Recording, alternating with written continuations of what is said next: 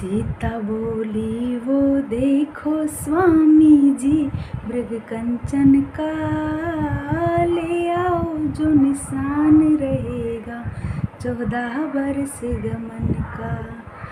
सिय माया की माया का मृग, सिय माया की माया का मृग, और लगे राम मुस्काने, माया का मारीच चला मायापति को भटकाने। हेलो जी, राम राम, कैसे हैं आप सब? आई होप आप सब लोग अच्छे होंगे। और दोपहर के 12 बज गए हैं, ठीक है, 12 बज चुके हैं, मतलब 2-4 मिनट ऊपर हो गई हैं। और बीकानेर से आने के बाद मैंने कोई भी व्लॉग नहीं बनाया, मतलब 2-3 दिन हो गए, परसों आए थे हम, हाँ। तो मैंने सोचा कि अभी काम ख़त्म हुआ है थोड़ा मेरा, तो छोटा सा व्लॉग बना लूँ, ठीक है। तो क्या कह रही थी मैं, हाँ, उस दिन रात को आए, रात वाली ट्रेन से आए थे। उससे पहले जो व्लॉग शूट किया था वो तो अब मैं डालूँगी नहीं, क्योंकि 2-3 दिन पुराना हो गया हो, ठीक है। तो आज मैं खुद ही आपको बता देती हूँ। तो क्या हुआ था कि रात वाली ट्रेन से हम बैठे थे, और हमारी जो टिकट थी ना वो सुबह की थी, और हमको रात को ही पता चला जब हम 10:30 बजे के लगभग ट्रेन चलती है, और 10:30 बज चुके थे और ट्रेन नहीं चली। तो मैंने सोचा कि ट्रेन क्यों नहीं चल रही, मम्मी से पूछा, मम्मी टाइम चेंज हो गया क्या? मम्मी ने कहा नहीं, टाइम तो वही है मेरे हिसाब से।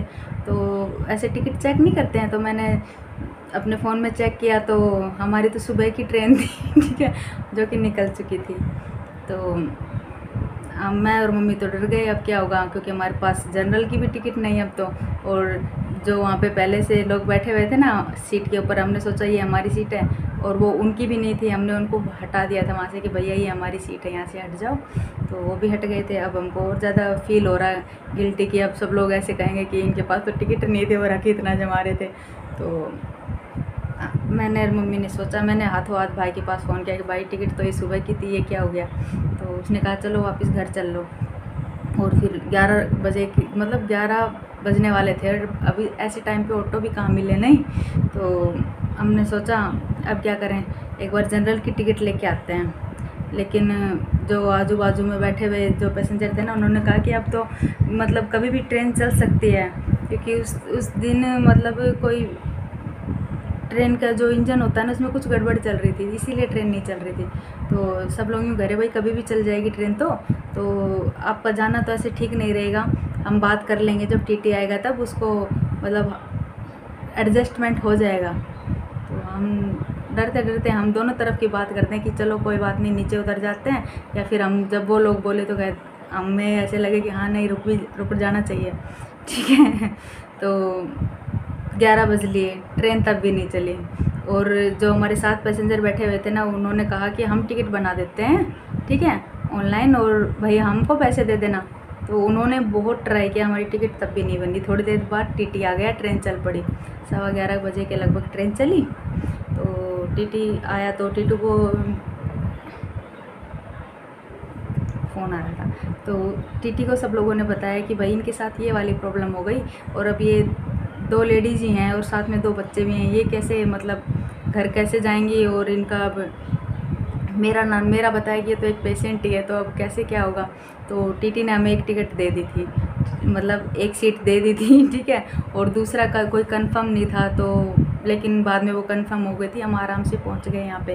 और जिन भैया ने हमारी सबसे ज़्यादा मदद की थी ना, उनका नाम श्री राम था। तो मेरे को तो इतनी शांति मिली, मैंने कहा कहीं ना कहीं किसी न किसी तरीके से भगवान सबके अंदर होते हैं, ठीक है। तो इस तरीके से हम आ गए।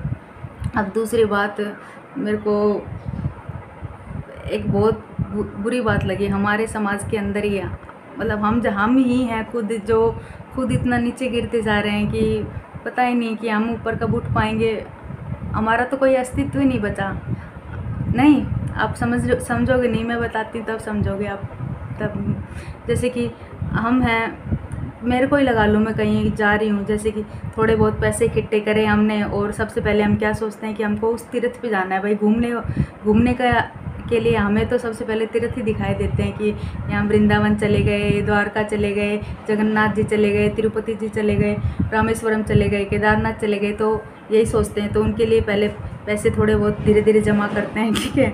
फिर सारा परिवार मिलके, मेरे जैसे लोग भी होते हैं जिनको उल्टियाँ होती हैं, फिर भी कॉम्प्रोमाइज़ करके कि भगवान के दर्शन करके आएंगे, और वहाँ तक मुश्किल से पहुँचते हैं सफ़र करके बच्चों के साथ हैं, और घंटों लाइनों में खड़े रहते हैं। और उसके बाद में क्या मिलता है,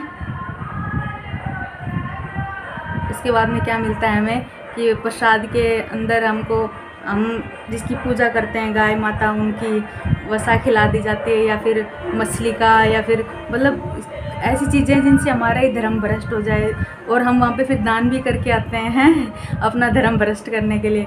तो ये चीज़ तो मुझे बहुत ज़्यादा दिल को हर्ट कर गई कि अब बस एक तीर्थ ही थे जहाँ हम जाते थे, अब वहाँ पे भी नहीं जा सकते। शायद जाएँ तो प्रसाद का क्या भोग लगाएं हैं, या खुद हम क्या प्रसाद ग्रहण करें। आजा बेटा, आजा आजा आजा।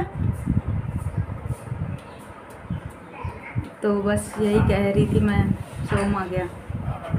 और मतलब अगर हम इस चीज़ के लिए आवाज़ भी उठाएं ना, मतलब कई लोग चाहते हैं कि वो आवाज़ उठाएं तो पुलिस वाले डंडा लेके तैयार हो जाएंगे कि भाई ये फालतू में रोड के ऊपर दंगा कर रहे हैं। नहीं, क्योंकि कोई साथ नहीं है भाई हिंदुओं के, क्योंकि हिंदू एक दूसरे के साथ नहीं है, मेन बात ये है।